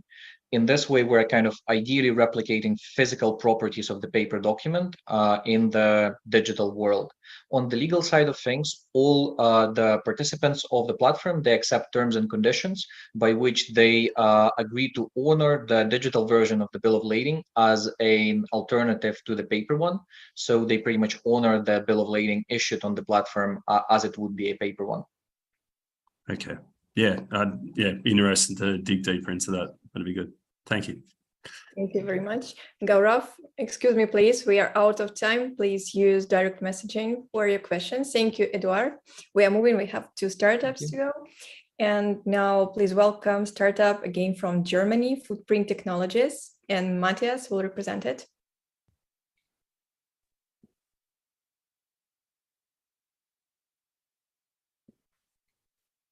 So hello, everybody. Great to have the opportunity to talk to you. Well, we are building the PayPal for shoe size recommendations, and we call it Footprint Technologies. We are aiming for being the solution out there for measuring feet via smartphone and providing size recommendations. Why do we do that? More than 50% of all shoes ordered online will be returned. And the primary reason for that is size and fitting issues. Shoe returns are causing a lot of problems. On the one hand side, alone in Europe, there are more than 300,000 tons of carbon emissions, 10 billions of retailer costs, and 275 million hours of human lifetime, which is purely wasted for bringing back parcels. And our service is solving this issue. We are offering a mobile feed measurement, which is transforming each smartphone out there into a highly precise measurement instrument for feed. And on the other hand, we are providing a database of shoe dimensions, which we are building up together with the manufacturer, as we need the inner shoe dimensions like length and width to really recommend them properly. And having these two parts, it's easy to give a proper matching recommendation that really fits. Here you can see how the solution is looking like directly in an online shop for children's shoes. You can see here on the product detail page, you will find an entry button, find the perfect shoe size with footprint. If you push this button, you will get into our onboarding funnel, and having seen this onboarding funnel, you will be able to activate your camera directly in the browser, take one shot from the front and one from the back. And that's everything we need to know your foot size precisely. The DIN A4 sheet of paper, which is here used, is a reference object, and it's helping us to determine the exact dimensions. And based on these foot dimensions, we are directly displaying the corresponding shoe size of the model which you are interested in. This solution is thus reducing costs, time, and carbon emission in online shoe commerce. And it's helping the manufacturer as we are bringing their scaling know-how into online transactions.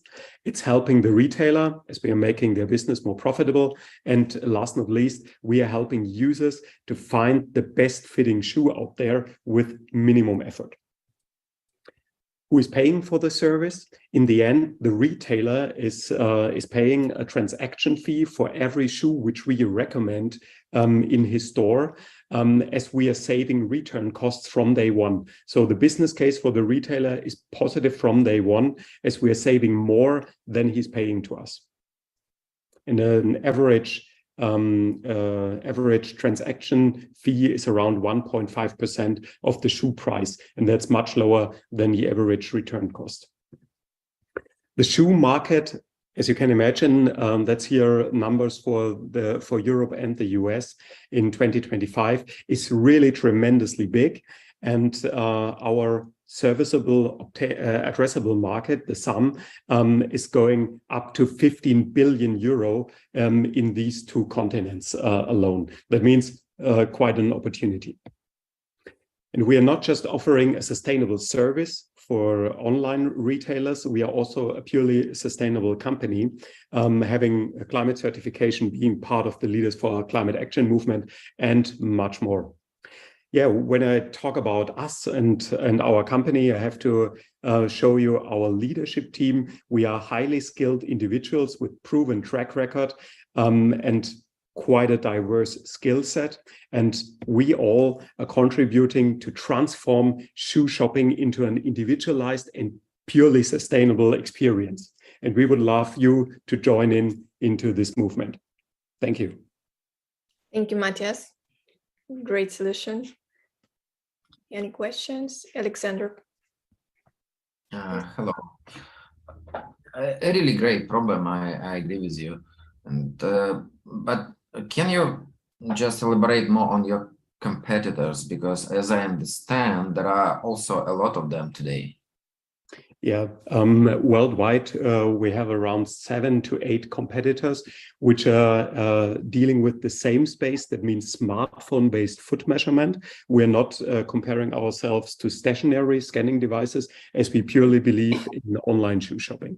And compared to all these competitors, we have 2 big advantages. One is our solution is really accurate and repeatable. That means that's what our customers tell us, and the institutions who tested it, like the German Shoe Association, they've never seen such a highly precise measurement. And on the other hand, it's the easiest to use technology, which people are really adopting. And our user adoption rates are a factor 2 better than all our competitors are. Okay, and so do you mean that there are no competitors that use just phone scan technology? There are 7 competitors worldwide, one in New Zealand, for example, one in Canada, and some here in Europe, which are utilizing also phone-based services like ours. But none of their technologies is only near to ours. For example, most of them require to put a sheet of paper, the reference object, against the wall, and to step with your heel exactly on the wall.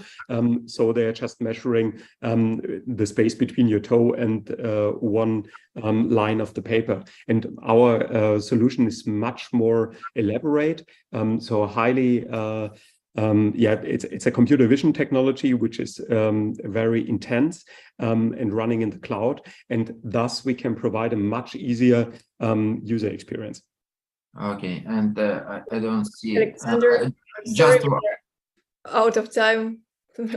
14 minutes to go. Yeah.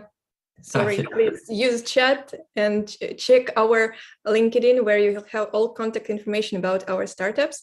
And now it's time for our last but not the least participant for today, startup from Estonia, startup Legit app, and Alex well represented. Hello, I hope you can see my presentation. Thank you for being here. I'm Alex from Estonia, co-founder of Legit, the lawyer in your pocket. 5 years ago, when my American friend nearly died in Japan because of a doctor's mistake, she was too afraid of the high fees and the language barrier of the local lawyers. So she did nothing. And 2 years ago, when my business partner, Valentin, who is an expert lawyer, came to me with problems of the legal industry, I had no idea what kind of worms we would open. Everyday legal professionals struggle reaching potential clients. They waste large amounts of time in admin tasks, delayed and unpaid invoices are a frequent problem. Lawyers often chase clients and give them huge discounts just to get paid. On the other side, 80% of people cannot afford legal services, and millions of expats and foreign founders in the EU struggle finding a good, affordable lawyer. Imagine you've had a legal issue in Japan or China and need fast legal help. Where would you go? Our solution is Legit, an AI-powered legal marketplace helping foreign founders, digital nomads, and expats resolve legal matters via expert lawyers online, wherever they are. It's a lawyer in your pocket. Just write the question, the app will do the rest. In 3 steps, you're talking to a local expert in our live chat. Lawyers get high-quality leads matched by our AI, as well as automated KYC, payments, invoicing, client reminders, saving a lot of time, creating a better work-life balance. Clients get access to trusted lawyers who speak their language and are always at hand. Everything happens on the platform, no emails, calls, or office visits. We target foreign founders, digital nomads, and expats in Europe's 15.5 billion euro solo lawyer segment. A 5% market acquisition within 5 years is worth 775 million euros. We offer a freemium model for lawyers with a premium CRM subscription, as well as a base 20-25% commission from each transaction. Our clients can sign up to a monthly legal insurance subscription, and business clients can subscribe to special business-focused service packages. We have over 80 active lawyers on the platform. We're the first true legal marketplace in all 3 Baltic states, a member of the e-residency marketplace, Work Estonia, EU Legal Tech Association, the Global Legal Tech Hub. Legit has attracted over 1,000 legal queries in the first year, and we are seeing a steady GMV growth. We aim to go from 400 lawyers and 400K gross revenue in 2023 to 25,000 experts across the EU and over 700 million euros in revenue in 2027. We are a great team of experts in a variety of areas, and we've helped bring big companies into the EU market and grow startups with successful exits. We have raised 70K for the next stages of growth and currently exploring the Web3 space. We're looking for partners with experience in SaaS and marketplaces. I'm Alex from Legit, the lawyer in your pocket. Just write the question, the app will do the rest, something no one else can match. Thank you. Thank you, Alex. Special thanks for this heart. And we have a question from Augustin. Hello, there's a real need here, but I think that the biggest challenge here is define price. How do you define price? So far, we have been experimenting with a marketplace model, so just charging by the fees. And the fees, this is just something that lawyers already pay other lawyers for recommending clients. So 20, 25%, sometimes 30. In terms of the subscription for the clients, the price can be defined looking at similar services, let's say in Germany, how much people pay for legal insurance. So we can bounce off that. And of course, like maybe we can reduce it depending on some countries.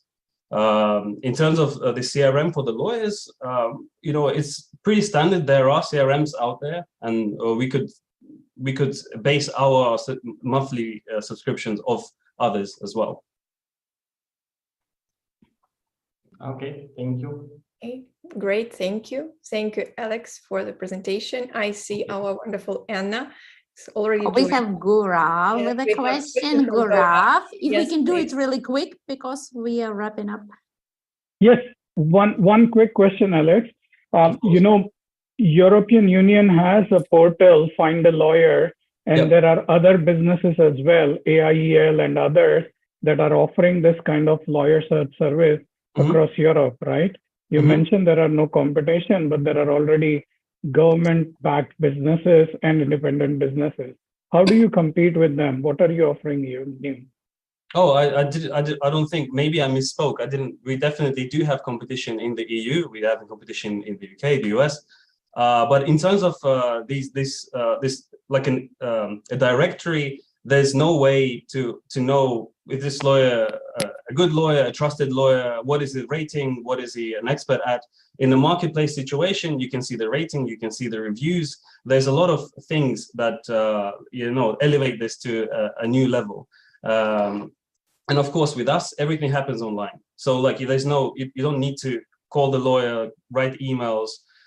You know you're getting the lawyer that specializes in your question precisely.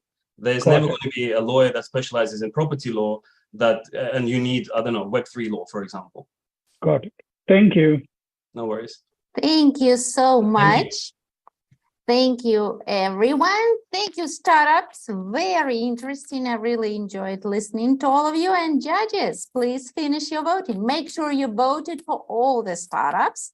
I insist that you look up at our event page and see you put marks to all the startups, because this way, and only this way, our algorithm can work correctly and we get the winner that you want us to get. And the winner will move on to our Unicorn Cup that will be on the 1st of December. And of course, every one of you will be there and witness who will be the world winner of our Unicorn Cup. Okay, I will be putting on the music. The end of music means the end of voting. Please look up at our event page and we will see live who the winner is. Okay, I hope you see my screen. Do you? Okay. Yeah. See startups, and I'm switching on the music. No. Yes.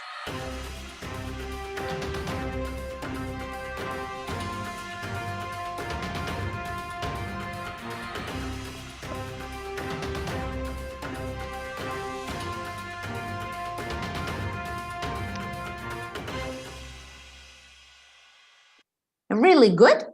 We already have closed all the votes, and oops, hold on a second, and we can find out how did business angels vote. Who did they see as a winner? And I remind you that we will see each category and then we'll summarize and see who the winner is overall. Okay, and do I have to refresh?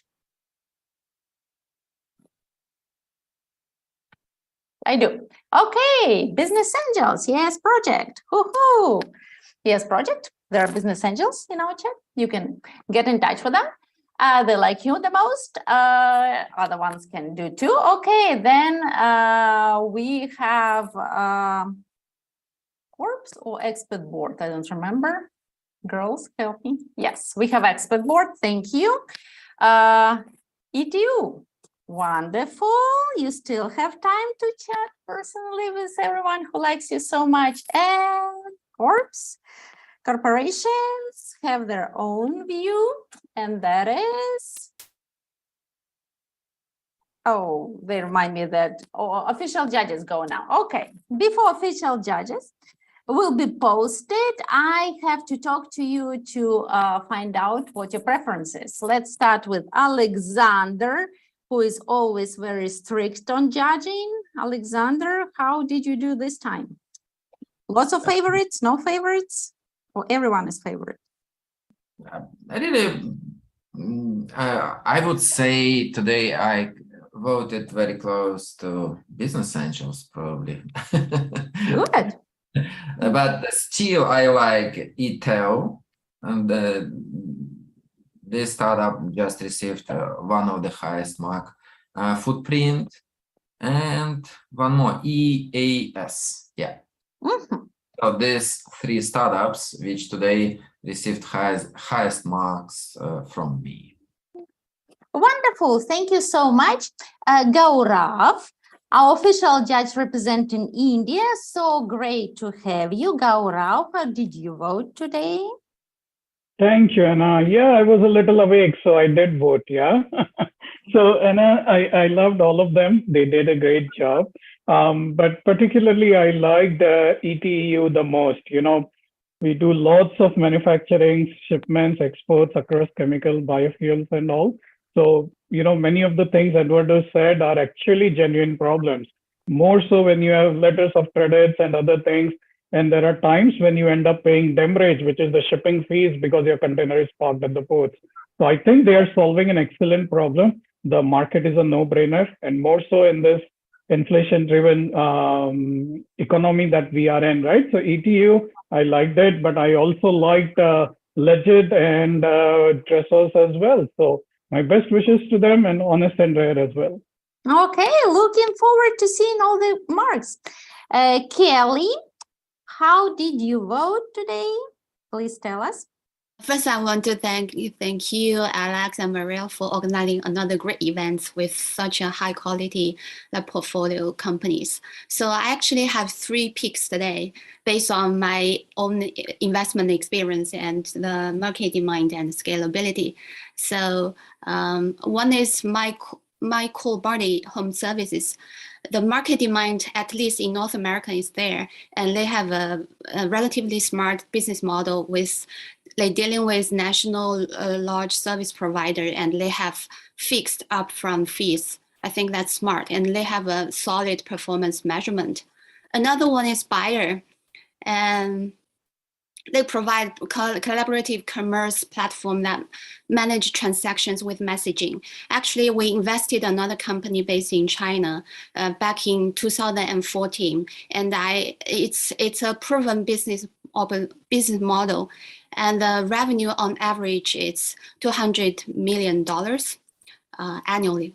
So it's a lucrative business, and I wish them all the best. Another one is Dressos for outfit personalization. The market is booming. We invested another company in Montreal, Canada, with a very similar business model, but it really depends on how well you can improve the data quality and how well you can acquire the customer and how efficient you can retain the customers.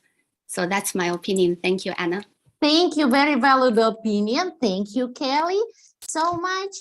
And Seljuk, we didn't hear you at the beginning. So great to have you with us. Please tell us, what do you think of our companies today? Startups are really good. I couldn't choose anyone because I bought all of them 5 stars. Wow.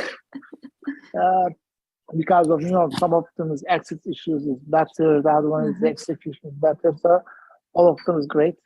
Congratulations for the startups. So let's see the result. I don't know how which one is the Okay. on the pitch, but all of them is great. Okay, Turkey is very generous today. Jim, are you also very generous today? I am never that generous. Yeah, really, I thought, there's a lot of great ideas out there, and you could tell people are really working hard on some big things. Banking, as we move to a more digital society, banking is going to be an increasingly larger market set. I gave a talk yesterday about human basic, focusing on technologies that equate to human basic needs, and the addressable market of those things are nearly 8 billion people. So Baya, if that's how you pronounce it, I thought it, is certainly barking up that tree, and especially as starting in Africa, I think is very smart. And then, the legal, as we start to look across borders and we stop caring about it, if the legality questions that we have these days are so multinational. So really trying to answer, I'm in that right now. We're trying to package, it's a partnership in Europe, but the SPV is in the United States, but we're going to have investors globally. And, it's like, even people that have been doing this for years is like, I think we're doing this right. So I think legal services that have a global mindset are a great tree to be barking up. So my other vote was for Legend. Wonderful. Yes, I agree with you. As bigger we grow, the more complex questions there are. Absolutely. Very much so. Yeah. Thank you so much. Okay, we are ready to see how did official judges voted as a team. And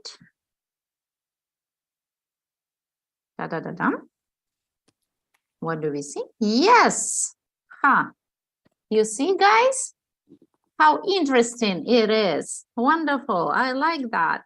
And our corporations also add up a cherry on the top. How did corps vote? Can you please show us? Readily. How interesting. And we are ready to announce. Hold on a second. I have special music for this.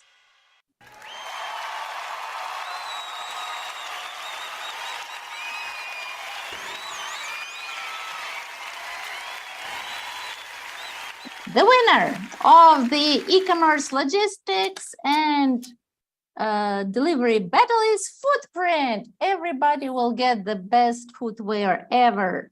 Congratulations, wonderful. ETU is on the second place and Legit on the third. You did absolutely great. What's the result? You can go to our event page and see how did every category vote and overall vote. Congratulations. Come on, speak up.